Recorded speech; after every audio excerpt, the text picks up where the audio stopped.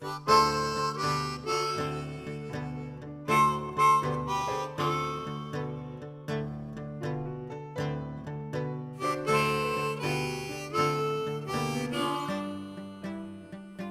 New Jersey, kids are playing baseball as if it were a professional pursuit, even kids who don't fantasize about one day making it to the majors.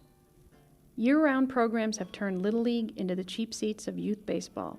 It used to be that such intense commitments to team sports were only made by families of the elite athletes, and usually only when they approached high school age.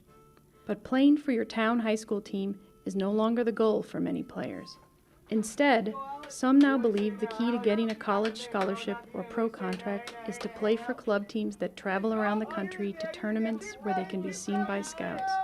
Such competitive play cuts deeply into a family's time and finances, but parents increasingly believe they must pay the high costs or their children won't keep pace with their peers.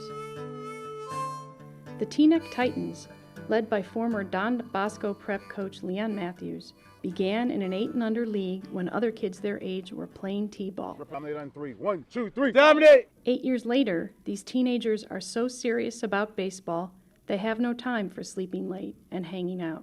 In February, they begin what is essentially a 9-month-long season. They'll spend most spring and fall weekends at out-of-state tournaments and much of the summer on the road.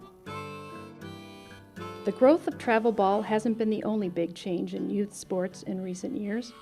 Many parents believe their kids need to sign up for twice-a-week lessons and professionally coached teams. This perceived new reality has fueled an explosion in the youth sports training industry. A decade ago, there were only a handful of such businesses in North Jersey. Now there are dozens, some that offer specialized training for a specific sport, others that offer the kind of conditioning and weight training once reserved for top-flight athletes. Such trainers aim to serve determined young athletes like Rachel Pollard, an 8th grader from Elmwood Park. Rachel has made it a goal to make the high school softball team in the fall. She does strength and speed training twice a week and has weekly pitching and batting lessons. Oh. Ready? Good. For years, Paul Kelly of Rutherford didn't think it made sense to spend money for other people to teach his kids how to play baseball when he could do it himself.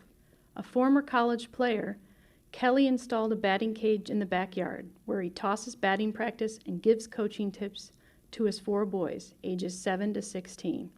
The Kelly family keeps a frenetic pace all season long, with all 4 boys playing on different teams. Brian, the oldest, played for the freshman team at Rutherford High. He will play for a professionally coached club team this summer. Playing for that team, Brian will get the additional training many of his peers already receive, and he will get the chance to play in showcase tournaments. His father isn't convinced that the opportunity will necessarily bring the college scholarship his son desperately wants. As the number of youth baseball players who receive professional training grows, so too does the gap in opportunities for those who can't afford it. The Aguirres are a working-class family in Patterson. They search YouTube for instructional videos and then try to recreate the lessons in their backyard. Father Alex Aguirre said it breaks his heart not to be able to afford the expensive private coaching other kids get. Oldest daughter Alasia fears she's at a disadvantage against better-trained competitors. Even for those who can afford extensive personal training, the odds of having it pay off with a scholarship are not good. For every 100 high school baseball players, only 6 end up playing in college. Of those 6, fewer than 3 will earn a full or partial athletic scholarship. For many parents, marketing a high school athlete to college coaches has become a complex task. They are now turning for help to an array of new businesses. Joe Wadaka Baseball in Rutherford is one such business. He observes kids at play and offers his opinions. He charges $695 for video evaluations he sends to college coaches.